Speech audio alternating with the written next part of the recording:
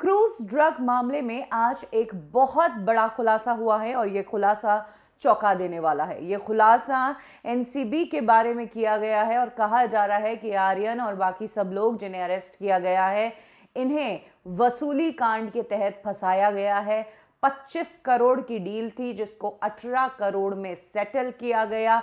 8 करोड़ कथित तौर पर समीर वानखेड़े को जाने थे, बाकी के 10 करोड़ बाकी लोगों में बंटने थे। 50 लाख रुपए तो आ भी चुके थे इन सभी में से।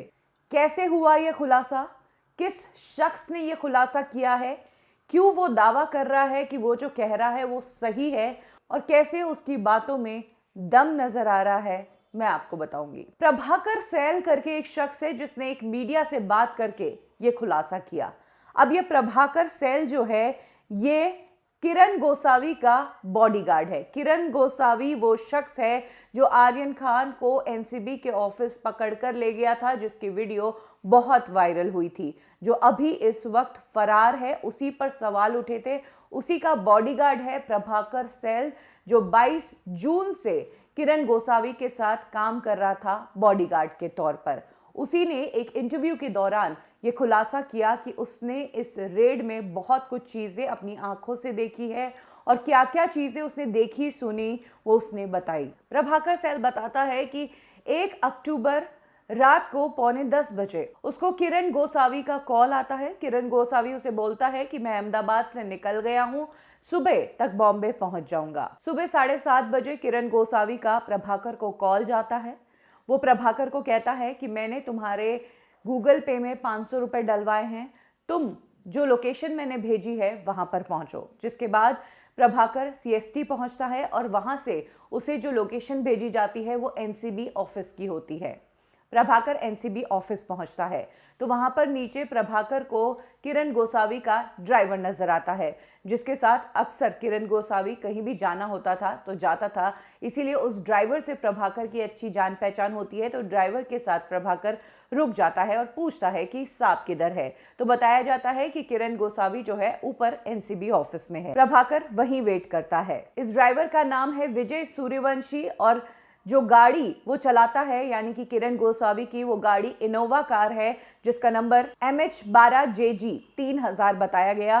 प्रभाकर का कहना है कि इसी कार से अक्सर किरण गोसावी ट्रैवल करता है। इसके बाद 10 बजे किरण गोसावी का कॉल आता है ड्राइवर को, जिसके बाद एनसीबी के ऑफिस से किरण गोसावी एक और ऑफिसर के साथ निकलता है वहां से और फिर प्रभाकर को किरण गोसावी वहीं पर इंतजार करने के लिए कहता है और इनोवा में किरण गोसावी निकल जाता है।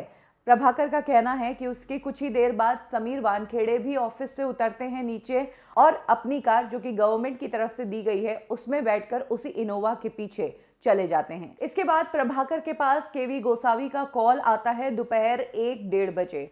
तब गोसावी उसे कहता है कि कुछ फ्रैंकीज कोल्ड ड्रिंक और मिनरल वाटर की बोतल लेकर यहाँ पर आ जाओ। यहाँ पर मतलब इंटरनेशनल टर्मिनल ग्रीन गेट पर, जहां से क्रूज रवाना होने वाला था।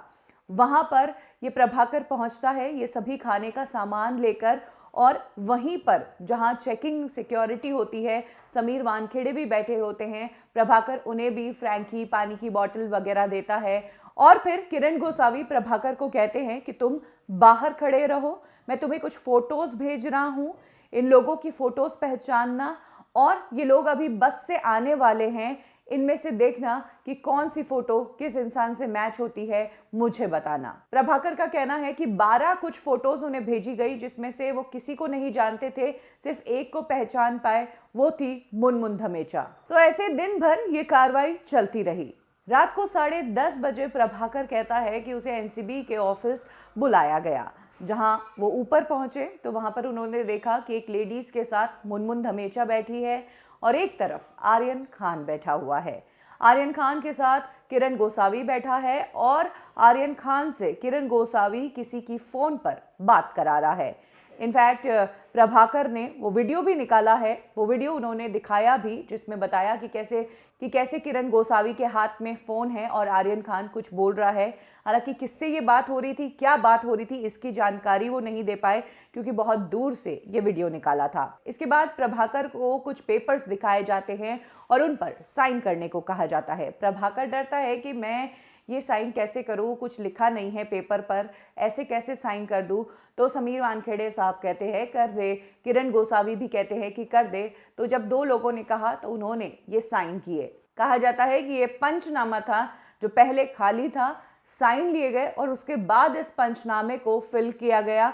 और ये सारे पंचनामे जो है समीर वानखेड़े के ऑफिस यानी कि एनसीबी के ऑफिस में बनाए गए, जबकि रूल्स ये है कि जो पंचनामा है वो जिस जगह पर रेड की जाती है वहीं पर बनाया जाता है। इस तरह से ये कार्रवाई पूरी रात चलती है। एनसीबी के ऑफिस के नीचे ही प्रभाकर खड़े रहते हैं। इसी बीच सुबह के 4:30 बजे के आसपास किरण गोसावी नीचे आता है और फिर कुछ एनसीबी के ऑफिस से 500 मीटर दूर सैम करके एक शख्स है, सैम डिसूजा, उससे वो कुछ बात करते हैं और 5 मिनट में इनोवा से निकलते हैं। प्रभाकर भी उस कार में होते हैं, आगे सैम अपनी कार में होता है। एनसीबी के ऑफिस से निकलकर ये लोग लोअर परेल के वहां जो बिग बाजार है वहां पर जाकर रुकते हैं। सैम की कार भी वहीं पर रुकती है और वहां पर इंतजार किया जाता है। अब एनसीबी के ऑफिस से लोअर परेल तक पहुंचने के दौरान किरण गोसावी सैम से बात कर रहा होता है, जिसमें वो बताता है कि 25 करोड़ का बॉन्ड था लेकिन अब 18 करोड़ में बात सेटल हो रही है।